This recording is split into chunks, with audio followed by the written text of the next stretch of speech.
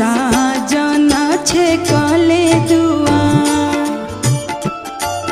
आर के कारा करने बोलू हरल ये पापा साजन छे कले दुआर।